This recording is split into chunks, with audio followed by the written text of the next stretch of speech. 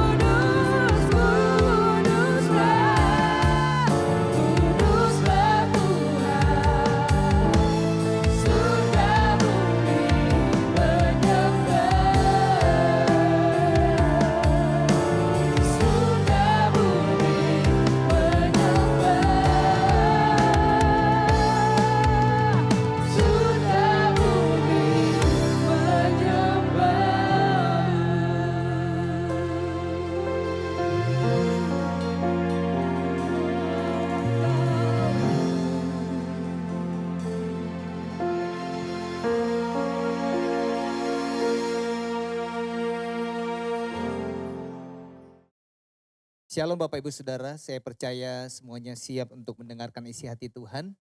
Mari kita arahkan hati dan pikiran kita dan kita berdoa. Bapa, kami siap untuk mendengarkan apa yang menjadi kehendak-Mu dalam kehidupan kami. Urapi hamba-Mu, urapi setiap jemaat-Mu, setiap umat-Mu yang sedang hadir dalam ibadah online. Dimanapun mereka berada, hamba percaya kuasa Tuhan, Roh Kudus bekerja untuk menjamah, melawat setiap kami yang beribadah pada hari ini. Dan biar firman Tuhan ini Tuhan yang kami dengar menjadi rema yang memperlengkapi kami untuk menjadi semakin dewasa di dalam Engkau. Yang siap untuk belajar, sama-sama katakan amin. Shalom Bapak Ibu Saudara, apa kabar?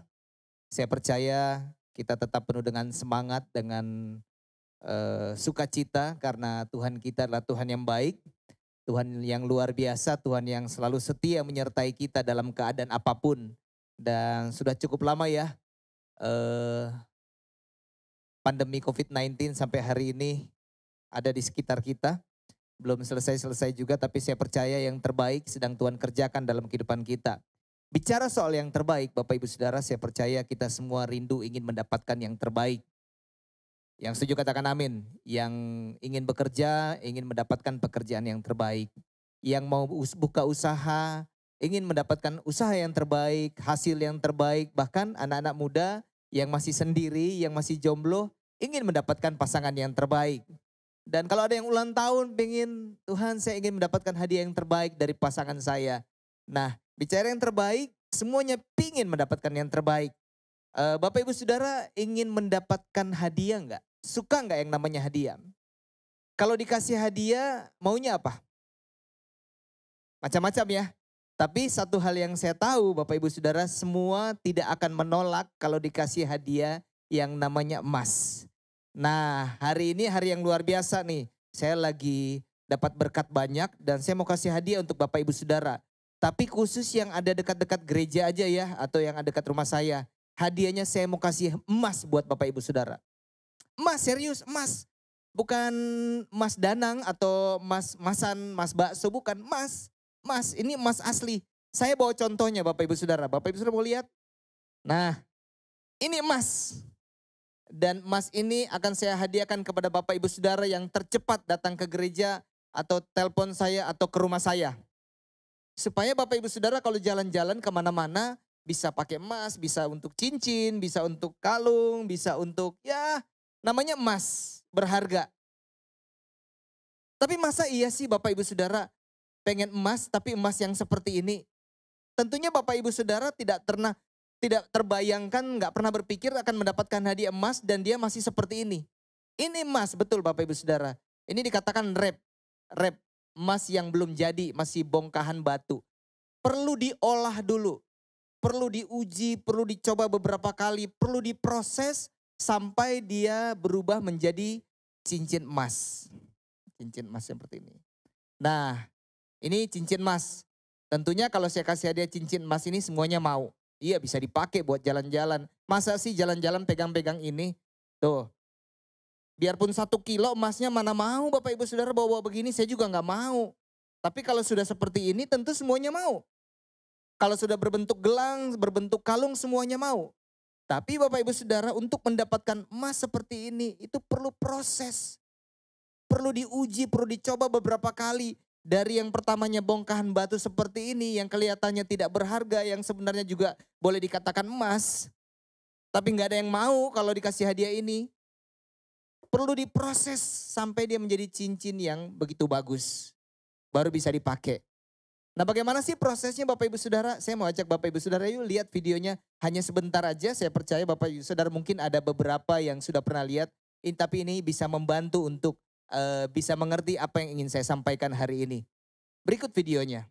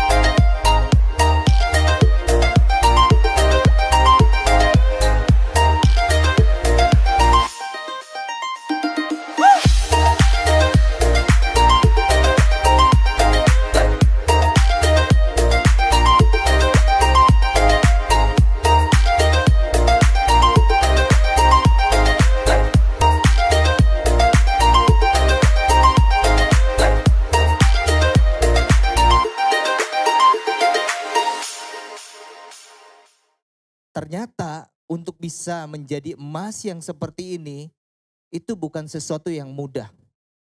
Perlu diketok, perlu dibakar berulang-ulang. Mungkin udah jadi, diuji lagi, dicoba lagi, diketok lagi, dibakar.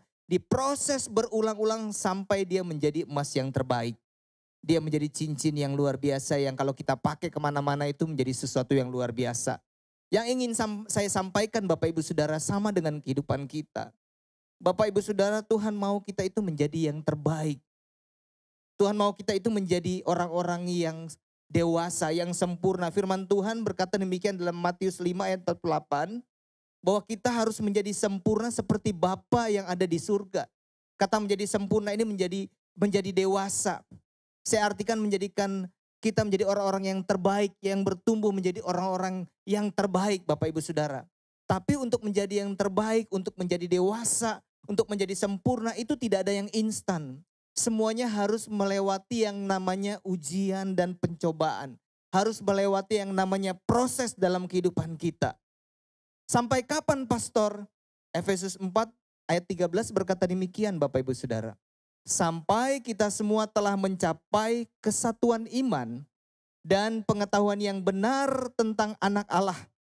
Kedewasaan penuh dan tingkat pertumbuhan yang sesuai dengan kepenuhan Kristus.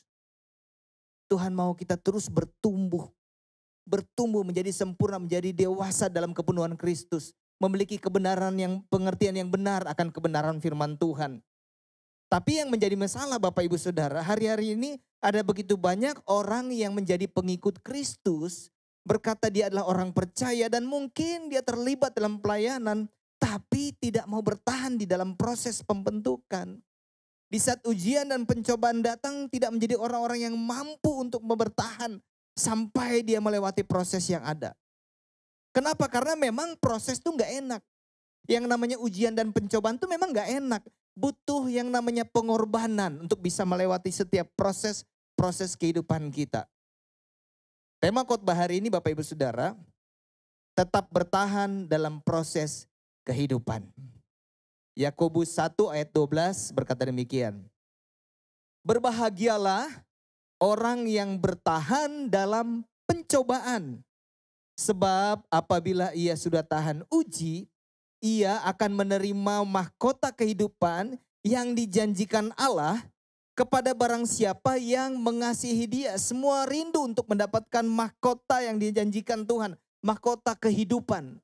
Semuanya mau. Tapi Bapak Ibu Saudara, pertanyaannya, kita mau melewati yang namanya ujian dan pencobaan atau tidak?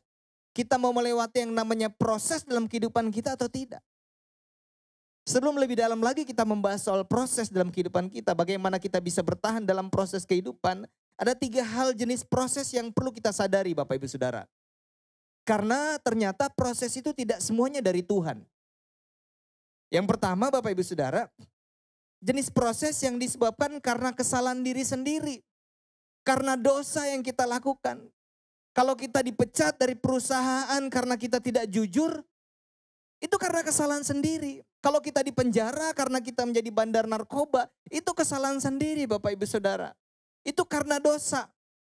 Kalau hari ini kita sakit-sakitan karena kita tidak memiliki gaya hidup yang sehat sebelum-sebelumnya, nggak heran Bapak Ibu Saudara.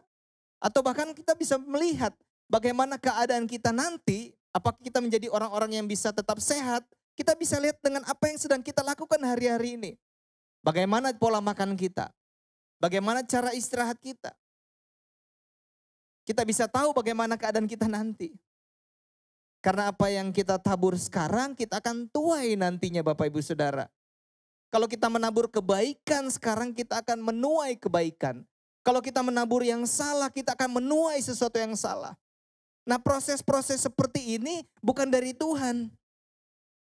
Bukan dari Tuhan, tapi karena kesalahan diri sendiri. Jadi kalau kita hari ini sakit-sakitan, jangan bilang, Tuhan, kenapa Tuhan proses saya sampai seperti ini? Cek. Mungkin karena kita kelamaan ngerokok, gak berhenti-berhenti merokok. Akhirnya kita punya masalah dengan paru-paru. Itu salahnya kita. Atau mungkin hari ini, kenapa saya terpapar dengan COVID-19? Sama dengan seperti yang lalu saya pernah mengalami yang namanya terpapar dengan COVID-19. Karena apa? Karena saya sempat makan di tempat rumah makan dan saya ingat saya tracing kemana aja ya saya dengan istri. Kita ngobrol, Ternyata saya pernah makan di suatu tempat dan kami ngobrol dan kami membuka masker. Saya nggak bisa bilang, Tuhan kenapa saya sudah berjaga-jaga terus kena seperti ini. Ternyata saya ada kesalahan yang saya buat. Itu yang pertama, karena kesalahan sendiri, karena dosa. Yang kedua yang datangnya dari iblis. Nah, yang datang dari iblis itu seperti ini. Seperti cerita dalam Matius 15 ayat 22 yang berkata bahwa ada seorang perempuan yang datang kepada Yesus karena anaknya menderita kerasukan setan. Nah, itu dari iblis Bapak Ibu Saudara. Jadi anak tersebut sakit karena iblis, karena kerasukan setan. Tapi yang saya tahu Bapak Ibu Saudara, kalau tidak ada celah dosa dalam kehidupan kita, saya percaya iblis tidak bisa mengganggu kehidupan kita. Iblis tidak bisa mengganggu anak-anak Tuhan yang hidup dalam kebenaran firman Tuhan. Kalau diganggu, kita perintahkan keluar iblis, pergi iblis, dia pergi. Dia pergi. Ada kuasa untuk anak-anak Tuhan yang hidup benar. Itu dari iblis. Jadi bisa si orang sakit karena iblis, tapi kalau dari iblis itu kita bisa usir. Bisa diusir Bapak Ibu Saudara. Karena setiap kita orang percaya yang hidup benar ada kuasanya. Jadi yang kesakit, yang punya masalah dan kita tahu itu dari iblis, usir aja. Selama kita itu hidup benar, saya percaya kita punya kuasa untuk mengusir iblis. Dan yang ketiga Bapak Ibu Saudara, nah ini yang diizinkan Tuhan, yang ketiga. Diproses karena kita di dalam memperjuangkan sesuatu yang baik. Karena hidup di dalam kebenaran. 1 Petrus 2 ayat 20 berkata demikian. Sebab dapatkah disebut pujian jika kamu menderita pukulan karena kamu berbuat dosa? Tetapi jika kamu berbuat baik dan karena itu kamu harus menderita, maka itu adalah kasih karunia pada Allah. Jadi Bapak Ibu Saudara, kalau Bapak Ibu Saudara sedang menderita karena sebuah kebenaran, itu termasuk kasih karunia. Itu kasih karunia firman Tuhan bilang. Proses seperti ini Bapak Ibu Saudara jangan ditengking, jangan ditolak. Proses karena, loh saya udah hidup baik-baik, saya udah tolong dia, kok saya malah digosipin, saya sudah bantu dia, kok saya malah saya jelek-jelekin. Kenapa saya jadi menderita karena saya sudah menolong dia. Bapak Ibu Saudara, kalau Bapak Ibu Saudara melakukan itu karena sebuah kebenaran, karena sebuah kebaikan Bapak Ibu Saudara, itu diizinkan Tuhan untuk kita mengalami proses tersebut. Jangan ditolak, jangan ditengking. Pastor saya sudah hidup sehat, kenapa saya kena sakit? Pastor saya sudah jaga protokol, saya sudah jaga imun, kok sudah kena COVID-19. Bapak Ibu Saudara, kalau kita sudah lakukan yang terbaik dalam kehidupan kita dan kita harus menderita karenanya, saya percaya itu adalah proses yang diizinkan Tuhan untuk terjadi dalam kehidupan kita. Dan saya percaya semua yang diizinkan Tuhan pasti ada sesuatu yang terbaik yang Tuhan sedang rencanakan dalam kehidupan saya dan saudara. Jangan ditengking, jangan ditolak Bapak Ibu Saudara. Jangan ditolak. Lalu diapain pastor? Dijalanin. Dilewatin. Berat pastor, berat. Tapi bersama-sama Tuhan tidak ada yang mustahil. Apa yang sedang Bapak Ibu Saudara alami hari-hari ini? Mungkin Bapak Ibu Saudara dalam keadaan yang benar. Di kantor tidak mau kompromi dengan dosa. Mungkin yang lain sedang mengajarkan untuk memalsukan nota, membuat nota-nota yang fiktif. Lalu kita bilang enggak, lalu Bapak Ibu Saudara mungkin ditolak, dikucilkan, enggak apa-apa Bapak Ibu Saudara. Menderita enggak enak, tapi nama Tuhan dipermuliakan. Tuhan sedang senyum dari atas, puji Tuhan saya punya anak Tuhan yang anak-anak Allah yang tidak mudah kompromi. Yang setuju katakan amin. Sama dengan Ayub Bapak Ibu Saudara. Dikatakan dia adalah orang yang saleh, yang tidak bersalah tapi harus mengalami ujian yang begitu berat. Pencobaan yang begitu berat. Karena apa? Karena diizinkan Tuhan. Diizinkan Tuhan Bapak Ibu Saudara. Dia kehilangan anak-anaknya, kehilangan hartanya, dia mengalami sakit yang tidak bisa disembuhkan. Ditinggal oleh istrinya, tapi Ayub tetap setia Bapak Ibu Saudara. Dia tetap setia, semua tahu cerita tentang Ayub. Dia tetap setia. Sampai istrinya berkata kepada Ayub, kenapa kau tidak kutuki saja Allahmu? Tapi Ayub tidak kompromi Bapak Ibu Saudara. Dia tetap bertahan, dia tidak mengutuki Allah. Dia tetap setia untuk mengikuti Tuhan. Dan apa yang terjadi dalam kehidupannya? Dia mendapatkan semua kembali apa yang hilang. Apa yang diambil oleh iblis, Tuhan kembalikan semuanya. Yang terbaik menjadi bagian kehidupan Ayub kembali. Menjadi pertanyaan Bapak Ibu Saudara, apakah Bapak Ibu Saudara dan saya sampai hari ini tetap bertahan dengan proses yang Tuhan izinkan hari-hari ini? Mungkin karena pandemi COVID-19, ada yang kehilangan pekerjaan, pastor saya udah bekerja baik. Saya nggak membuat kesalahan, tapi kenapa saya dipecat? Pastor, kenapa saya usahanya harus tutup? Kami berusaha melakukan yang terbaik, kami menjual yang terbaik, semuanya berkualitas tapi harus tutup Bapak Ibu Saudara. Kembali kalau kita sudah melakukan yang terbaik, yang benar, tapi kalau diizinkan untuk mengalami hal-hal yang mungkin sedang Bapak Ibu Saudara alami dan menderita Bapak Ibu Saudara. Dan kalau itu dari Tuhan, saya percaya itu yang terbaik yang Tuhan sedang bentuk dalam kehidupan kita untuk menjadikan kita menjadi orang-orang yang dewasa. Akan menjadi orang-orang yang terbaik, yang berkualitas di mata Tuhan. Yang penting kita bertahan Bapak Ibu Saudara. Jangan mundur, jangan berhenti. Jangan berhenti. Hari-hari ini Bapak Ibu Saudara kita sedang diuji. Kita sedang dicoba. Sampai di mana kualitas kita sebagai orang-orang percaya. Sampai di mana kualitas iman kita. Di saat kita harus beribadah di online, apakah kita bisa tetap fokus kepada Tuhan? Apakah kita masih sungguh-sungguh untuk mempersiapkan waktu yang terbaik untuk beribadah dengan Tuhan? Apakah kita tetap bersyukur, kita berterima kasih dengan keadaan kita hari-hari ini? Atau bahkan mungkin kita mulai menjadi orang-orang yang mulai ragu akan kuasa Tuhan dalam kehidupan kita. Itu menjadi proses dalam kehidupan kita yang sedang membentuk kita. Dalam ayat bacaan yang kita baca dalam Yakobus 1 ayat 12 berkata demikian. Berbahagialah orang yang bertahan dalam pencobaan. Berbahagialah Bapak Ibu Saudara. Kenapa? Karena ada mahkota kehidupan yang dijanjikan Allah. Jadi Bapak Ibu Saudara, bagi saya dan Bapak Ibu Saudara yang sedang mengalami penderitaan, dan kalau kita tetap menjadi orang-orang yang tetap bertahan di dalam proses, saya percaya pada waktu Tuhan kita akan mengalami hal-hal yang luar biasa. Ada janji-janji Tuhan yang akan Tuhan genapi dalam kehidupan kita. Hari-hari ini Bapak Ibu Saudara, semua sedang mengalami proses karena pandemi COVID-19. Tapi mari kita menunjukkan kualitas kita bahwa kita adalah orang-orang yang terbaik. Yang sedang Tuhan bentuk untuk menjadi lebih baik. Menjadi dewasa. Memiliki karakter yang sempurna dalam kehidupan kita. Lalu pastor, bagaimana caranya agar kita bisa melewati tetap bertahan dalam proses kehidupan kita? Ada beberapa hal Bapak Ibu Saudara yang perlu kita lakukan. Agar kita bisa melewati proses-proses kehidupan yang sedang kita alami hari-hari ini. Yang pertama, pastikan Bapak Ibu Saudara dan saya untuk tidak menjadi orang yang tidak mudah kecewa. Jangan menjadi orang yang mudah kecewa. Nah, kekecewaan itu bisa merubah orang baik menjadi orang jahat loh Bapak Ibu Saudara. Mudah menyerah, mulai bisa menyalahkan orang lain, menyalahkan situasi dan keadaan, bahkan menyalahkan diri sendiri. Tinggal tunggu waktunya orang tersebut, orang yang kecewa, akan mulai menyalahkan Tuhan. Akan menyalahkan Tuhan. Jangan sampai Bapak Ibu Saudara kita kecewa dengan proses, dengan ujian dan pencobaan yang kita alami hari-hari ini. Kita harus bertahan.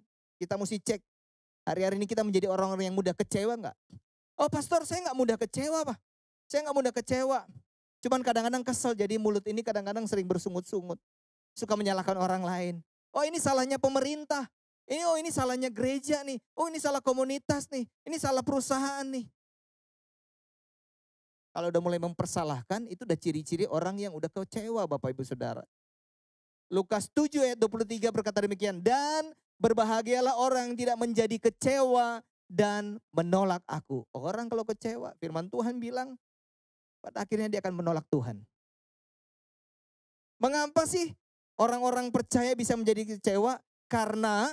Karena kehidupannya selama ini mungkin selalu bergantung kepada dunia, bukan kepada Tuhan. Orang kalau hidupnya sudah bergantung penuh kepada dunia, bukan lagi kepada Tuhan, di saat segala sesuatunya hilang, dia akan kecewa. Mudah sekali kecewa. Mazmur 37 ayat 5 berkata demikian, serahkanlah hidupmu kepada Tuhan dan percayalah kepadanya dan ia akan bertindak. Bapak Ibu Saudara enggak menjadi orang-orang yang kecewa, serahkan hidupmu, firman Tuhan bilang hanya kepada Tuhan. Dan di saat kita menyerahkan kepada Tuhan, Tuhan akan bertindak. Yang setuju katakan amin. Jadi jangan menjadi jemaat Tuhan yang mudah kecewa. Dan yang kedua Bapak Ibu Saudara, agar kita bisa tetap bertahan di dalam proses yang sedang kita hadapi adalah jangan menjadi orang-orang yang mudah kompromi dengan dosa. Jangan mudah kompromi dengan dosa. Bapak Ibu Saudara, di saat kita sedang mengalami proses, di saat ujian dan pencobaan datang, itu sebenarnya adalah waktu iblis untuk berusaha masuk mempengaruhi kita. Dengan apa? Dengan tawaran-tawaran dunia. Tawaran-tawaran yang sepertinya sangat menggiurkan. Yang sepertinya adalah solusi yang terbaik. Cepat selesai, cepat beres. Kita mesti hati-hati kalau kita sedang mengalami proses dalam kehidupan kita. Contoh, kalau lagi sakit. Mungkin kalau kita udah ke dokter nggak sembuh-sembuh. Kita ke hamba Tuhan nggak sembuh-sembuh. Biasanya iblis mulai tawarkan untuk apa? Menawarkan ke pengobatan, ke orang pintar atau alternatif. Wah iya Bapak Ibu Saudara, ada berapa banyak orang yang ragu akan kuasa Tuhan mungkin karena berpikir sudah lama nggak sembuh-sembuh dan mungkin dia dapat cerita dari temannya, wih saya udah ke tempat sana, nggak usah takut dia ke sana itu, dia waktu doain kaki saya tuh pakai Alkitab dia cuma suruh siapin apa? Suruh siapin ada beberapa tumbuhan-tumbuhan, siapin ada air putih, terus sekarang udah sembuh. Bapak Ibu Saudara hati-hati. Kalau dalam kondisi proses begini iblis tuh banyak cara. Dia itu licik untuk membuat kita itu kompromi dengan dosa. Atau mungkin Bapak Ibu Saudara sekarang lagi usahanya lagi turun, pelanggan berkurang lalu tiba-tiba aduh bagaimana nih supaya omsetnya bagus. Mulai berpikir mungkin kita cari barang-barang aja yang gak terlalu mahal tapi kita bisa jual dengan harga yang mahal. Jangan Bapak Ibu Saudara, itu namanya kompromi dengan dosa. Kita ingin untung yang besar tapi dengan modal yang kecil. Jangan Bapak Ibu Saudara. Itu termasuk kompromi dengan dosa. Atau Bapak Ibu Saudara sedang masalah keuangan dan mulai berpikir di kantor, ini uang bisa saya pinjam dulu. Kan saya yang simpan uangnya, bos juga kan gak tahu. Saya pinjam dulu nanti saya kembaliin. Bapak Ibu Saudara, itu tawaran-tawaran iblis. Gak apa-apa kok pastor. Saya punya kartu kredit nih. Nantilah saya cicil sedikit-sedikit. Hati-hati Bapak Ibu Saudara. Iblis itu licik. Dia menawarkan sesuatu yang kelihatannya jalan keluar, kelihatannya baik, tapi sebenarnya membuat kita jauh dari Tuhan. Yosua 1 ayat 7-8 berkata demikian, hanya kuatkan dan teguhkanlah hatimu dengan sungguh-sungguh. Bertindaklah hati-hati sesuai dengan seluruh hukum yang telah diperintahkan kepadamu oleh hambaku Musa. Janganlah menyimpang ke kanan atau ke kiri, supaya engkau beruntung kemanapun engkau pergi. Bapak Ibu Saudara, jangan menyimpang ke kanan ke kiri. Tetap berjalan sesuai dengan kehendak Tuhan. Jangan cari jalan cara-cara yang singkat, cara-cara yang mudah, yang sebenarnya membuat kita jauh dari Tuhan. Kita nggak akan pernah bisa bertahan lewat hal-hal seperti itu untuk bisa melewati proses kehidupan kita. Tapi akan membuat kita semakin jauh dari Tuhan. Ayat 8, janganlah engkau lupa memperkatakan kitab Taurat ini, tetapi renungkanlah itu siang dan malam, supaya engkau bertindak hati-hati sesuai dengan segala yang tertulis di dalamnya. Sebab dengan demikian perjalananmu akan berhasil dan engkau akan beruntung. Kenapa orang mudah kompromi? Karena nggak mau merenungkan firman Tuhan. Bapak Ibu Saudara, kalau ingin bertindak hati-hati, merenungkan firman Tuhan adalah cara yang terbaik. Kita nggak mungkin bisa melakukan sesuatu dengan hati-hati kalau tidak ada kebenaran firman Tuhan dalam pikiran kita. Kita nggak bisa membandingkan, kita nggak bisa membedakan mana yang dari Tuhan, mana yang bukan. Karena semuanya kelihatan baik, tapi yang baik belum tentu benar Bapak Ibu Saudara. Yang benar semuanya pasti sesuai dengan kebenaran firman Tuhan. Tapi bagaimana kita bisa melakukan yang benar kalau firman Tuhan kita tidak pernah renungkan. Dikatakan kita harus merenungkan siang dan malam Bapak Ibu Saudara. Yang setuju katakan amin. Jangan kompromi dengan hal-hal apapun yang sedang datang di dalam saat masalah datang, proses sedang terjadi. Jangan kompromi dengan dosa. Tetap berjalan sesuai dengan rencana Tuhan. Menderita pastor, iya menderita. Tapi percayalah Bapak Ibu Saudara, di balik salib ada kemuliaan Tuhan. Yang setuju katakan amin. Mesti hati-hati. Yang ketiga, bagaimana caranya agar kita tetap bisa bertahan?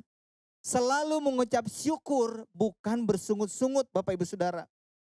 Apa sih yang membuat orang percaya bersungut-sungut? Ya karena mungkin mereka merasa tidak puas dengan kehidupannya. Merasa tidak cukup.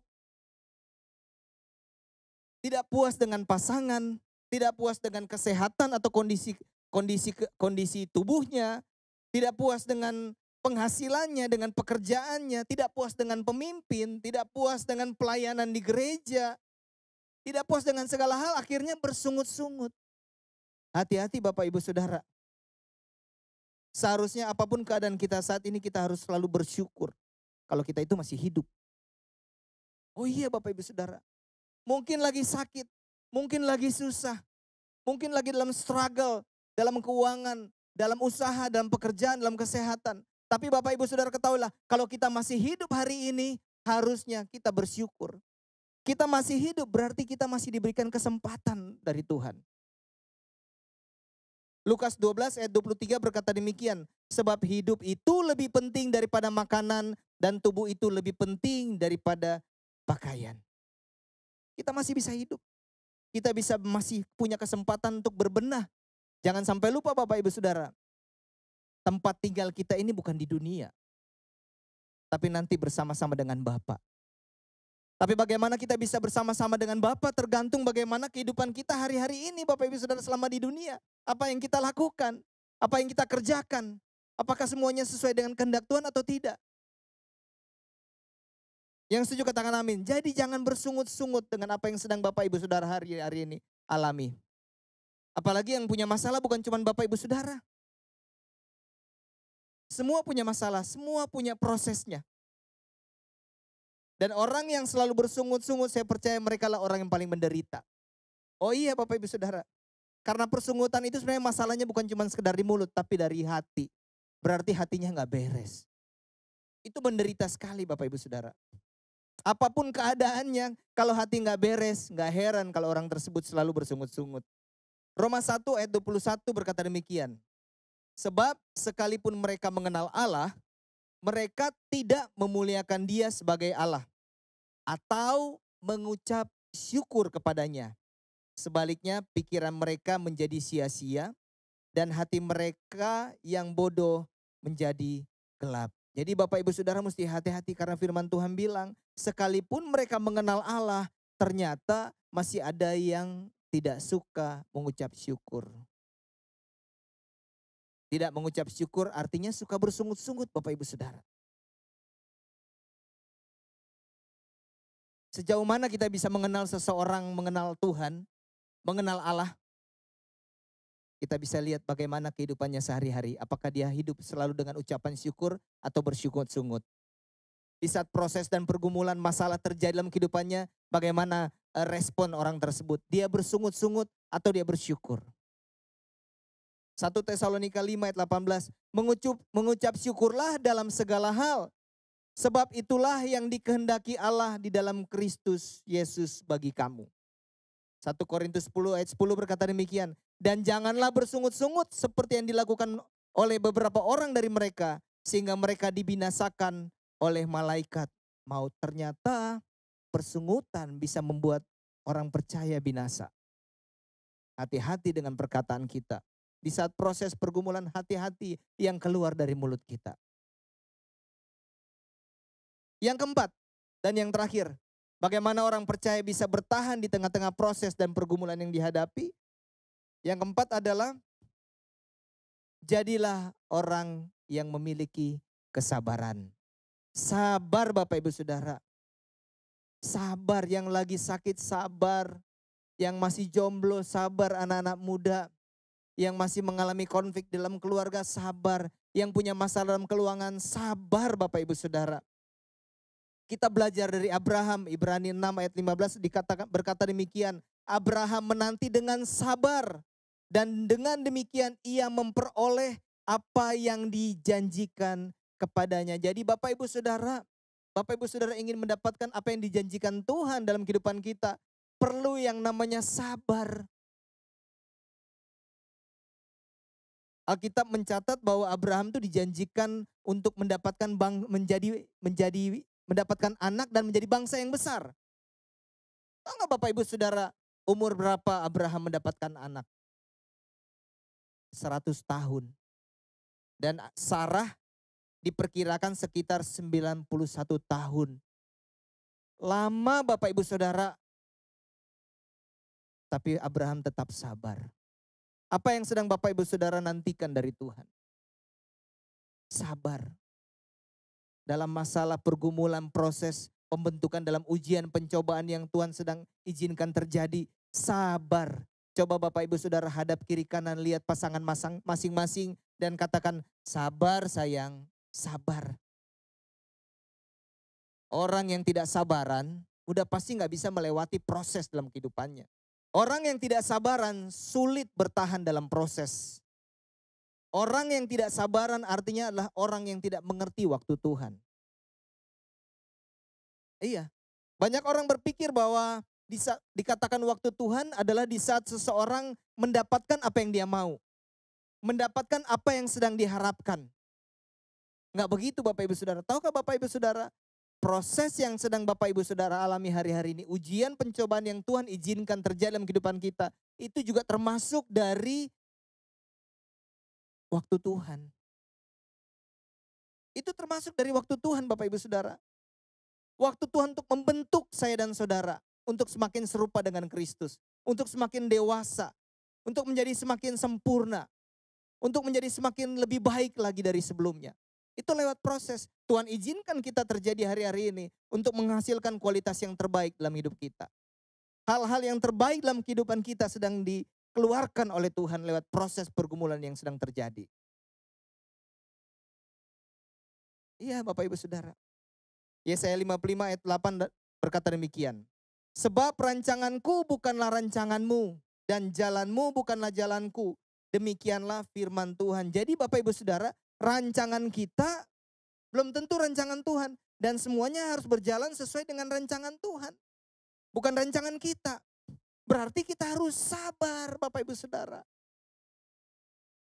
Karena kita sedang berjalan sesuai dengan rencana Tuhan. Orang yang berusaha memaksakan rencananya sendiri untuk terjadi dalam hidupnya, itu mereka orang-orang yang gak sabar. Gak heran mereka gak bisa mendapatkan apa yang Tuhan janjikan. Karena segala sesuatu yang Tuhan janjikan hanya bisa kita dapatkan di saat kita berjalan sesuai dengan rencana Tuhan. Yang setuju katakan amin. Lalu pastor, bagaimana caranya agar kita bisa tetap sabar dalam proses? Percayalah kepada Tuhan dengan segenap hatimu dan janganlah bersandar kepada pengertianmu sendiri. Amsal berkata dalam Amsal 3 ayat 5. Percaya kepada Tuhan dengan segenap hati. Jangan bersandar kepada pengertian sendiri. Yesaya 2 ayat 22 berkata demikian. Jangan berharap pada manusia. Sebab ia tidak lebih daripada hembusan nafas.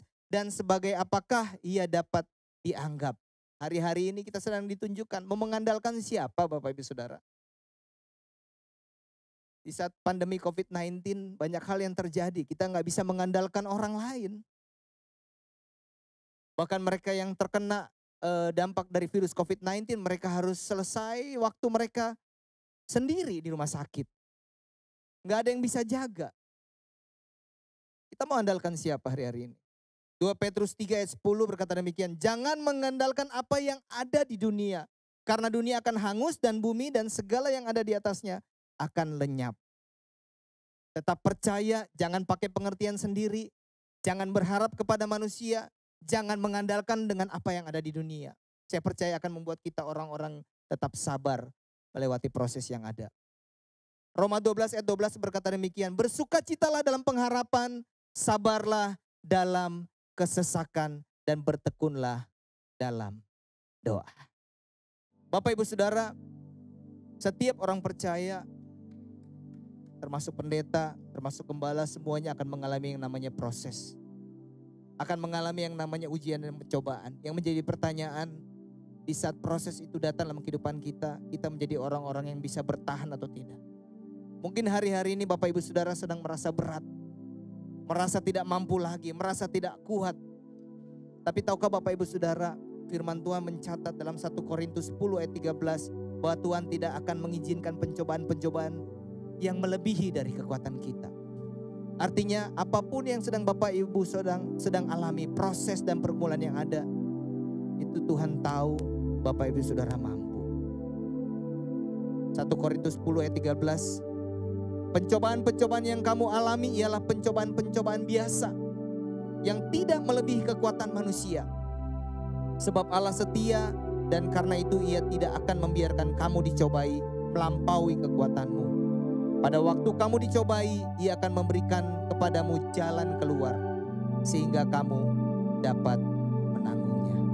Apapun masalah Bapak Ibu Saudara, tetap bertahan. Karena Tuhan setia selalu akan menyertai Bapak Ibu Saudara. Hari ini kita belajar bagaimana kita bisa bertahan dalam proses yang sedang kita hadapi dalam kehidupan kita. Yang pertama adalah jangan menjadi orang yang mudah kecewa. Yang kedua, jangan kompromi dengan dosa-dosa atau tawaran-tawaran dunia. Yang ketiga, selalu mengucap syukur, bukan bersungut-sungut. Dan yang keempat, jangan menjadi orang yang tidak sabaran. Dan percayalah, Bapak Ibu Saudara akan mengalami janji-janji Tuhan. Dan lewat Bapak Ibu Saudara, nama Tuhan akan dipermuliakan. Amin. Mari kita berdoa. Bapak, hamba selesai untuk menyampaikan firman Tuhan. Hamba berdoa biar lewat firman Tuhan ini, setiap kami bisa melewati setiap proses yang terjadi dalam kehidupan kami. Bahkan mungkin proses yang terjadi karena kesalahan kami.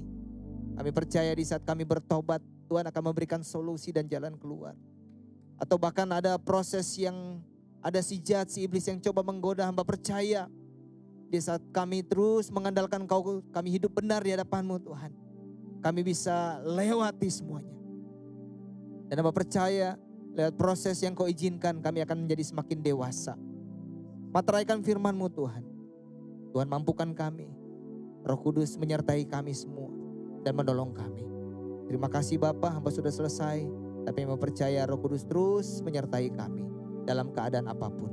Di dalam nama Yesus yang percaya katakan amin. Bapak Ibu Saudara, ibadah hari ini sudah selesai dan terimalah berkat dari Tuhan. Terima kasih Tuhan buat hari yang luar biasa. Terima kasih buat firman-Mu. Kami percaya semuanya semakin diperlengkapi Tuhan. Bapak Ibu Saudara, terimalah berkat dari Tuhan. Diberkatilah pekerjaan-Mu, diberkatilah keluarga-Mu, diberkatilah studimu anak muda. Dan percayalah Bapak Ibu Saudara, semua yang dikerjakan sesuai dengan kehendak Tuhan pasti dibuatnya berhasil. Dan biarlah kasih karunia, cinta kasih dari Allah Bapa akan menyertai Bapak Ibu Saudara hari ini sampai Yesus datang kali yang kedua menjemput kita semua. Yang percaya sama-sama katakan amin.